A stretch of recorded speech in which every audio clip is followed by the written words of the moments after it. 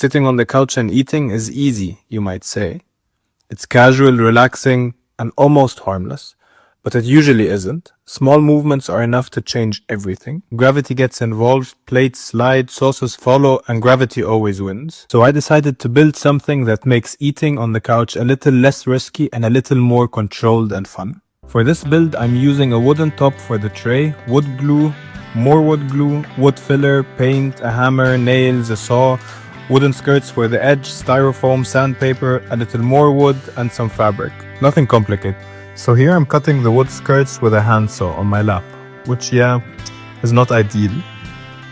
The saw kept getting stuck, so I had to keep changing how I was sitting. A few times I got way too close to my jeans, which was kind of stressful, but they survived, so that's good.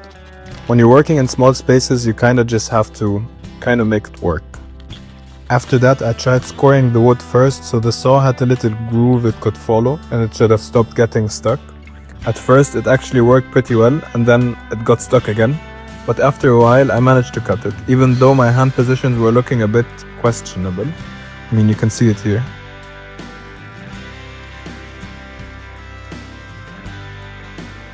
Next, I checked how the corners needed to be cut. Each corner needs two 45-degree angles, so everything fits together nicely. This is one of those parts where you really don't want to rush, because it shows later if you do. That's kind of foreshadowing though. Quick test fit, and honestly, it worked better than I expected.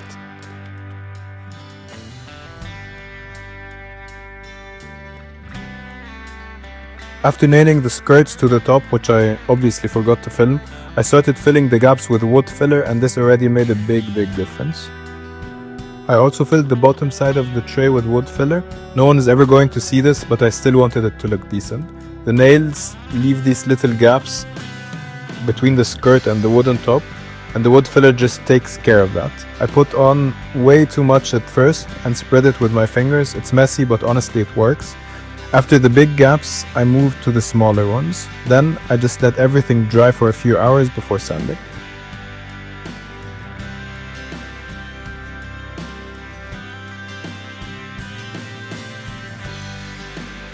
Once it was dry, I started sanding. This is where things finally start to look a bit more professional. I did this whole filling and sanding thing a few times. And to be honest, I probably could have done it even more if I really wanted to perfect it, but I got bored. And then came the first coat of paint. It was supposed to be a deep green. At this point, it didn't look great. With every new layer, it started to look better and better. I ended up doing 3 coats. Still, it wasn't exactly what I imagined, but I got bored, so I moved on. The paint said it had primer in it, but a real primer probably would have helped better.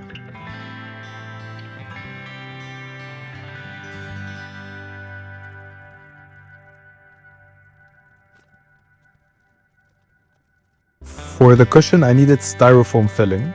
Buying ready-made balls felt way too expensive, so instead I bought a rice cooker and used the packing, which makes total sense, financially of course. And yep, this is most of the foam.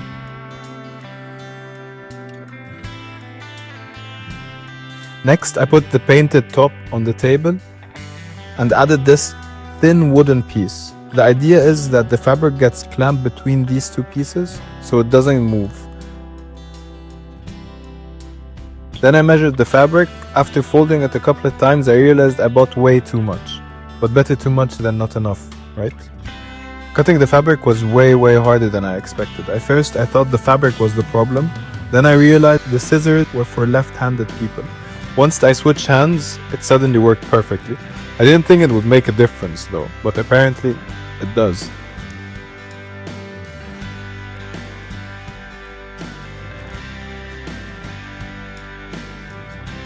I lightly sanded the thin wood so the splinters wouldn't damage the fabric later.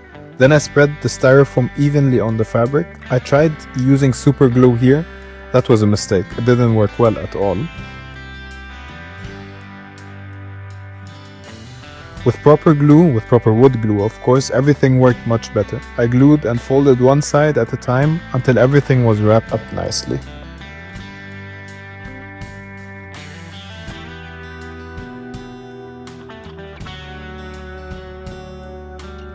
And another quick test fit and still a bit of fabric showing. After fixing the corners and tucking everything in, it finally looked clean. And this time it actually stayed that way. To attach the cushion, I put a lot of wooden glue on the bottom. Using a brush made it easier to spread, and adding a bit of water helped because the glue was really thick. Then I used a candle as a weight to keep everything in place while it dried. And yeah, this is the final result. A stable surface on a couch holding food, which is exactly what I wanted.